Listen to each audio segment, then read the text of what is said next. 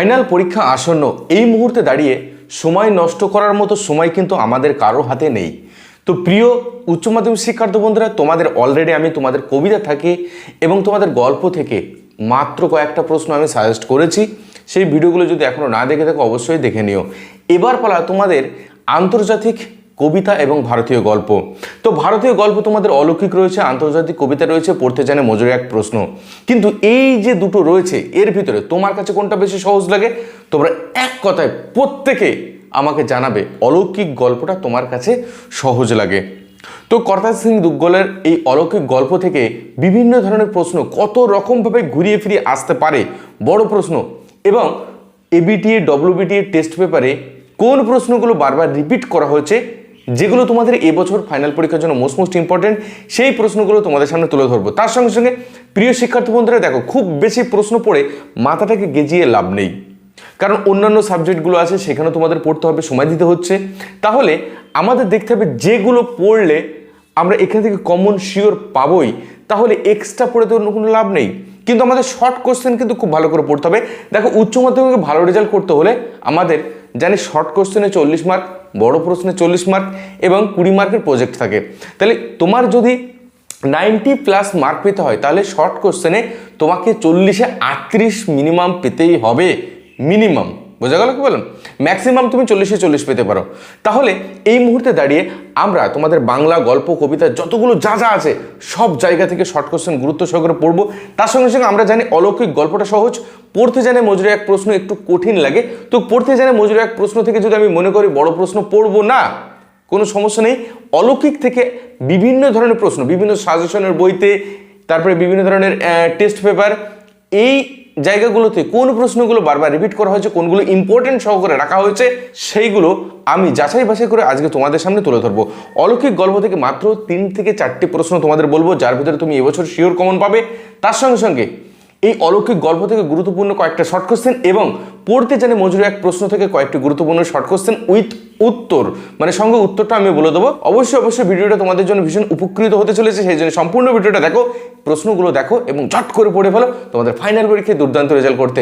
চলো বন্ধুরা ঝটপট করে দেখে নিই অলৌকিক গল্প থেকে। প্রথমে আমরা বড় প্রশ্ন কোনগুলো খুব গুরুত্ব সহকারে দেখে যেতে হবে, তারপরে শর্ট কোশ্চেন উত্তর সহ দেখে নেব। তো প্রিয় শিক্ষার্থী বন্ধুরা, তোমাদের জন্য অনেক যাচাই বাছাই করে মাত্র কয়েকটা প্রশ্ন তোমাদের জন্য সিলেক্ট করেছি। চলো ঝটপট করে সেই প্রশ্নগুলো আমরা দেখে নিই। প্রথমে দেখে নেব তোমাদের অলৌকিক গল্প থেকে। আমি তোমাদের বলেছি যে অলৌকিক গল্প যেহেতু সহজ, তোমরা অতি সহজে বুঝতে পেরেছো। যদি কোনো প্রশ্ন আসে এখান থেকে লেখার চেষ্টা করো। আর আমি যে প্রশ্নগুলো বলছি এই প্রশ্নগুলো তুমি যদি একবার ভালো করে পড়ে ফেলো, যে প্রশ্নই পরীক্ষায় আসুক না কেন তুমি সুন্দর করে লিখে ফেলতে পারবে। আর পড়তে জানে এক মজুরি প্রশ্ন তুমি চাইলে 2-1টা প্রশ্ন বড় প্রশ্ন দেখে যেতে পারো। আজকের ভিডিওতে আমি কেবলমাত্র পড়তে জানে মজুরি এক প্রশ্ন থেকে মোটামুটি 9টা শর্ট কোশ্চেন এবং অলৌকিক গল্প থেকে তোমাদের 12টা শর্ট কোশ্চেন, মোটামুটি 20 থেকে 21টা শর্ট কোশ্চেন, তার সঙ্গে সঙ্গে অলৌকিক গল্প থেকে মাত্র 3টে বড় প্রশ্ন তোমাদের সামনে তুলে ধরছি। চলো প্রথমেই অলৌকিক গল্প থেকে বড় প্রশ্নগুলো দেখে নিই। 1 নম্বর, ঝড়ের বেগে ছুটে আসা ট্রেন থামানো গেল, পাথরের চাই থামানো যাবে না কেন? ট্রেন থামানোর দরকার হয়েছিল কেন? ট্রেন কিভাবে থামানো হয়েছিল? তোমরা এই প্রশ্নটা টেস্ট পরীক্ষায় অনেকেই পেয়েছো এবং টেস্ট পেপারে দেখবে এই প্রশ্নটা ভীষণ গুরুত্ব সহকারে বারবার রিপিট হয়েছে। এই প্রশ্নটা ঠিক অনুরূপভাবে রিপিট হতে পারে। ঠিক হলো ট্রেনটা থামানো হবে, কোন ট্রেনের কথা বলা হয়েছে, সেটি কিভাবে থামানো হয়েছিল? এই দুটি প্রশ্নের উত্তর কিন্তু একই হবে, ঠিক আছে? 2 নম্বর, চোখের জলটা তাদের জন্য, বক্তা কাদের জন্য চোখের জল উৎসর্গ করেছেন? যে ঘটনায় বক্তার চোখে জল এসেছিল সেই ঘটনাটি সংক্ষেপে লেখো। দেখো এই প্রশ্নটাও আমি 3 স্টার দিচ্ছি, অর্থাৎ এই প্রশ্নটাও ভীষণ গুরুত্ব সহকারে তোমাদের পড়তে হবে। 3 নম্বর, গুরু নানকের হাতের ছাপ ওতে আজও লেগে রয়েছে। গুরু নানকের হাতের ছাপ কোথায় লেগে আছে এই প্রসঙ্গে বর্ণিত ঘটনাটি উল্লেখ করো। এটা মোটামুটি ইম্পর্টেন্ট, তবে প্রথম দুটো প্রশ্ন অত্যধিক গুরুত্ব সহকারে দেখে যাও। এই দুটো প্রশ্নের ভিতরে একটা প্রশ্ন তোমরা কিন্তু ফাইনাল পরীক্ষায় পেতে চলেছ। চলো এবার অলৌকিক গল্প থেকে মাত্র 12টি শর্ট কোশ্চেন উত্তর সহ আমরা দেখে নিই। 1 নম্বর, সেই শহর দিয়ে খিদি তৃষ্ণায় কাতর কয়েদিদের ট্রেন যাবে এ হতে পারে না, কারণ পাঞ্জা সাহেবের গুরু নানক মর্দানার তৃষ্ণা মিটিয়েছিলেন। 2 নম্বর, বলি কান্দেরি ছিলেন একজন কি বলতো? দরবেশ। 3 নম্বর, বলিকান্দারি মর্দানাকে কতবার ফিরিয়েছিলেন? 3 বার। 4 নম্বর, গল্পটা শুনতে বেশ ভালো লাগছিল, গল্পটা হলো কি? শিষ্য মর্দনের জল তেষ্টা পাওয়ার গল্প। 5 নম্বর, হাসান আবদালের বর্তমান নাম কি? পাঞ্জা সাহেব।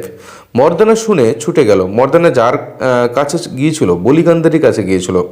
4 নম্বর, চোখের জলটা তাদের জন্য। কার জন্য? যারা খিদে তেষ্টা কাতর দেশবাসীকে রুটি জল পৌঁছে দিয়েছিল তাদের জন্য। উনি রীতিমতো হতভম্ব। কে? বলিকান্দারি। 10 নম্বর, শাখা হলে বুঝতেই পারতাম। কি বুঝতে পারতাম? বাড়িতে অরন্ধন। শহরবাসীরা স্টেশনে যা মজুদ রাখে, রুটি পায়েস আর লুচি ডাল। 12 নম্বর প্রশ্ন, সেকালে ঘন ঘন শাখা হতো। শাখা হলে কি হতো? শাখা হলে বাড়িতে অরন্ধন পালন করতে হতো এবং রাতে মেঝেতে শুতে হতো। তো এই শর্ট কোশ্চেনগুলো ভালো করে দেখে যাও, দেখবে তোমরা টেস্ট পেপারে এই শর্ট কোশ্চেনগুলোর ভিতরেই ঘুরিয়ে ফিরিয়ে প্রশ্নগুলো রয়েছে। নেক্সট আমরা দেখব পড়তে জানে এমন এক মজার প্রশ্ন। এখান থেকে মাত্র 10টা শর্ট কোশ্চেন। 1 নম্বর, সেখানে কি সবাই প্রাসাদে থাকতো? যে জায়গার কথা বলা হয়েছে কি? বাইজেন্টিয়াম। 7 বছরের যুদ্ধে জিতেছিল কে? দ্বিতীয় ফ্রেডরিক। 3 নম্বর, গলদের নিপাত করেছিল কে? সিজার। 4 নম্বর, আলেকজান্ডার জয় করেছিল কি বলতো? ভারত। 5 নম্বর, জয়তরণের ঠাসা ছিল কি? মোহনীয় রোম। 6 নম্বর, ডুবতে ডুবতে সেই রাতে চিৎকার উঠেছিল। যে জন্য চিৎকার উঠেছিল? আটলান্টিসের জন্য। 7 নম্বর, লিমা কোথাকার রাজধানী? পেরুর রাজধানী। 8 নম্বরে, দ্বিতীয় ফ্রেডরিক কে ছিলেন? প্রাশিয়ার সম্রাট। 9 নম্বর, স্পেনের ফিলিপ কেঁদেছিল কারণ বিরাট আর্মাডা ডুবলো বলে। এই যে তোমাদের মাত্র কয়েকটা শর্ট কোশ্চেন বললাম আর এই যে বড় প্রশ্ন বললাম 3টে, ভালো করে দেখে যাও, তাহলে আন্তর্জাতিক কবিতা ও ভারতীয় গল্প থেকে তোমাদের টেনশন চিন্তা একেবারে মুক্ত হয়ে যাবে। তো প্রিয় শিক্ষার্থী বন্ধুরা, আমাদের ফাইনাল পরীক্ষার অন্যান্য সাবজেক্টের সাজেশন যদি এখনও না দেখে থাকো অবশ্যই দেখে নাও। এই ভিডিও ডেসক্রিপশনে লিঙ্ক দেওয়া থাকবে, দেখে নিও এবং ফাইনাল পরীক্ষার কদমে পড়াশোনা শুরু করে দাও। অল দ্য বেস্ট, সকলে ভালো থেকো, সুস্থ থেকো।